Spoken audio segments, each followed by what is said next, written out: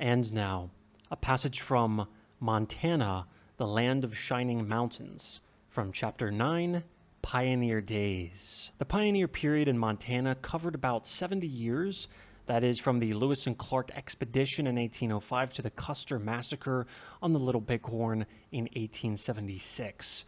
This battle, which ended serious danger from Indians, came but a year or two before the building of the first railroad across Montana. After the railroad came and traveling was made easy and freight could be shipped more rapidly and more cheaply than by boat or wagon, pioneer days may be said to have ended. But during those 70 years, all Montana pioneers, whether traders, trappers, missionaries, road builders, or gold seekers, found the new country a very hard one in which to live. To the east stretched nearly 1,000 miles of savage-haunted plains to the Mississippi River, beyond which lay the States. To the west were steep mountains, dense forests, fertile valleys, and broad stretches of sagebrush lands to the Pacific Ocean, which was another 1,000 miles away. The Oregon Trail, the one well-beaten track for all travel, was south of Montana, so the land of the Shining Mountains was a little off to one side for general travel, and too mountainous to be attractive except to trappers and gold seekers. The first trappers came in 1806, and the first fort was established in 1807 on the lower Yellowstone. It was to this fort that John Colter made his way after his race with the Indians. Other small trading posts were established along the rivers wherever they were most likely to attract Indian trade. And in 1832, Fort Union was built, and the first steamboat came up the Missouri River. For a great many years after that, however, the passengers on the boats were nearly all Indians, traders, trappers, a few adventurous natures like Audubon the naturalist and Prince Maximilian of Wied, and travelers to the Oregon country who began their overland journey in later years at Fort Benton. In 1833, the first missionaries came and stopped among the Flatheads for a few weeks, then they went on to Oregon. In 1841 came the first missionaries who remained among the Shining Mountains. They lived in teepees for a while, as did the trappers, and ate Indian food such as buffalo meat, service berries, wild cherries, buffalo berries, and wild plums. The Indian vegetables were camas root, bitter root, wild onion, the roots of the water plants, and of the wild lily of the valley.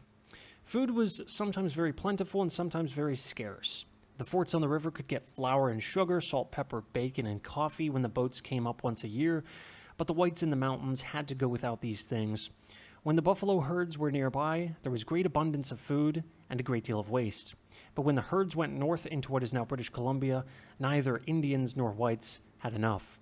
After the supply of pemmican had been eaten, they had to depend entirely upon fish, roots, and berries, and there was often danger of starvation. The missionaries began to build log cabins and to plant gardens, but think how far away their supplies were. In 1841, one of them had to go 300 miles on horseback over the wild Bitterroot Mountains to Fort Colville in eastern Washington just to buy a few bushels of oats, wheat, and potatoes. It was a hard, dangerous trip and required 42 days. The next year, he needed more supplies, not only seeds and potatoes, but agricultural implements, which could not be bought at Fort Colville, so he had to go to Fort Vancouver, almost on the Pacific coast, and nearly 1,000 miles away. Guided by Indians, the party started off through the forests on horseback. It was a hard journey. Branches scratched their faces. The trees were sometimes so close together that the horses almost scraped the riders off. The ground was covered with fallen trunks which had to be climbed over or gone around, or sometimes chopped out of the way, and when there was any snow, the slightest touch would bring down a mass of it from the swaying branches. One man was caught around the neck by the branch of a tree in such a way that his horse walked out from under him and left him hanging in the air. Every year this long journey was made to the coast for supplies, and sometimes the travelers would be nearly home again when suddenly they would hear the Indian war whoop behind them in the forest. Pack horses with all supplies were run off by the thievish Indians, and after all their long trip, the travelers had nothing. This was the one time in the year when the missionaries heard from the outside world. Whites on the river heard from this outside world when the boat came up. That was the great event of the year. Traders and trappers came in from all the surrounding country, and Indians did also, since they knew that trading would be good and whiskey plentiful. Until 1858, however, the boats did not go beyond Fort Union. In that year, they went to Fort Benton. The boats were greeted with cheers and shouts, with the boom of cannon and the firing of revolvers. It was the great holiday of the year. If a boat burned on the river, however, as sometimes happened, traders had to wait another year for letters or papers or supplies of any sort. You can see that if the whites in the Shining Mountains heard from the outside world only once a year, people in the States were not likely to know very much about them or about the country.